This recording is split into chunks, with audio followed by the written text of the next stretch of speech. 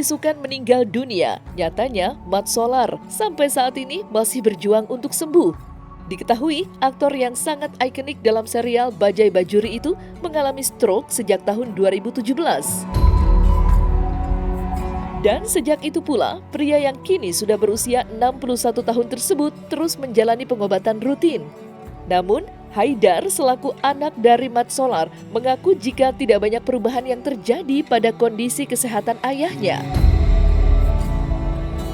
Hal itu disebabkan oleh faktor usia yang membuat aktor senior itu sulit untuk berkomunikasi dan masih terduduk lemas di atas kursi roda. Walaupun dilanda kesulitan, akan tetapi semua dapat dilewati secara lapang dada. Sebagaimana tugas Haidar sebagai anak ialah memberi semangat untuk sang ayah dan selalu menghiburnya. Lantas, seperti apa penjelasan lengkap Haidar terkait kondisi ayahnya saat ini?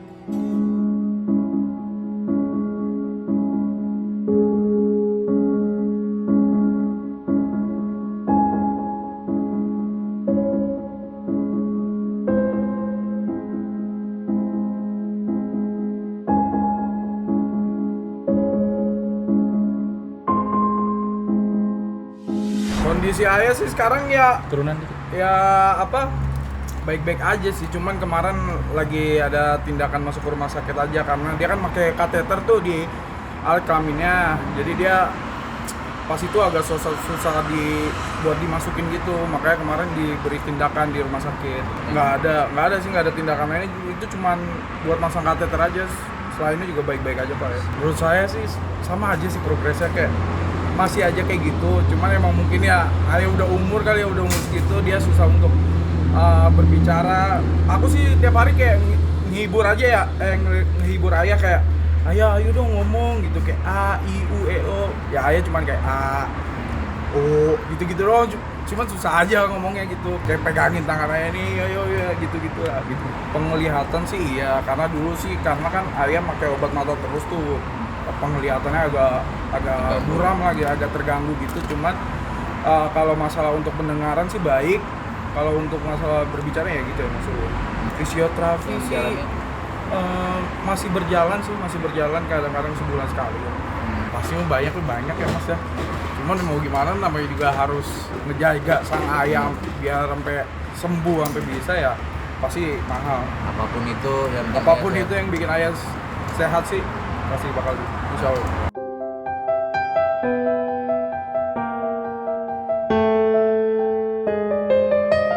Gerak yang terbatas akibat sakit stroke yang diderita Mat Solar tentunya memberikan kesedihan tersendiri bagi keluarga dan para sahabat.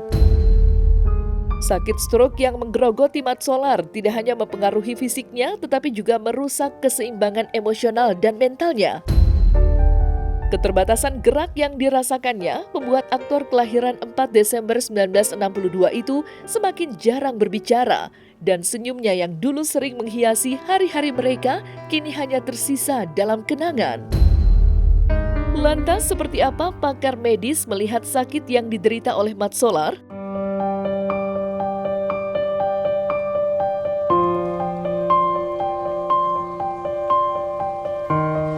Stroke itu biasa ada dua, itu stroke hemoragik dan non hemoragik. Nah, stroke hemoragik itu perdarahan, kalau non hemoragik biasanya ada penyumbatan gitu ya. Nah, stroke itu biasanya kalau misalnya badan kita ini sama Allah tuh udah diberi kelebihan untuk memberikan sign, biasanya gejala atau tanda-tanda kalau orang itu kemungkinan bisa terkena stroke ya. Kan gejala stroke itu ada berbagai macam. Misalnya lemes paruh badan biasanya, kemudian gangguan pada saraf-saraf atau nervus misalnya, terus ada parestesi atau kesemutan, atau misalnya lemas paruh badan, terus habis itu kayak dicek ada nervus 1, 2, 3, 4, 5, 6, 7 sampai 12, itu biasanya ketahuan nanti dia kemungkinan stroke atau enggak, atau gangguan pada saraf atau enggak. Nah, kemudian biasanya kalau misalnya orang pertama kali kena stroke itu ada yang namanya TIA, Transient Ischemic Attack. Jadi itu awal-awalnya biasanya. Nah, tapi TIA itu biasanya akan membaik sendiri. Nah, jadi dengan sendiri dia akan membaik. Nah, orang kadang-kadang suka salah begitu. TIA dia bilang stroke, kemudian membaik sendiri, oh ini udah sembuh nih. Padahal itu badan ngasih tahu nih, kamu hati-hati ya, kemungkinan bisa ada kau bisa, kalau nggak dijaga kau bisa menyebabkan atau stroke yang lebih parah, atau nggak jadi TIA lagi tapi stroke. Nah itu biasanya stroke itu ada faktor resikonya. Faktor resikonya misalnya pola hidup, pola makan, terus riwayat penyakit misalnya diabetes, hipertensi, darah tinggi ya, terus rokok, alkohol. Nah terus mesti ada juga manajemen stres yang baik, kolesterol, hiperkolesterol, terus karena kolesterol itu kadang-kadang kolesterol itu kalau tinggi nggak terkontrol itu otomatis akan menimbulkan plak itu nyumbat di pembuluh darah, itu akan menyebabkan penyumbatan ke darah, suplai darah ke otak. Nah itu bisa menyebabkan stroke juga. Untuk mencegah dia berulang, otomatis kita mesti jaganya gimana? Pertama, apa dulu riwayat faktor risikonya tadi. Misalnya kalau merokok, otomatis merokoknya kita hindari atau kita kurangin, kita stop ya. Terus habis itu misalnya ada darah tinggi, nah otomatis darah tingginya mesti terkontrol tuh dengan diet, pola hidup sehat, diet rendah garam, minum obat teratur, kontrol teratur. Atau misalnya penyebabnya diabetes, otomatis kita mesti jaga juga, otomatis pola hidup sehat juga, terus diet makanan yang diabetes sama minum obat teratur, kontrol teratur.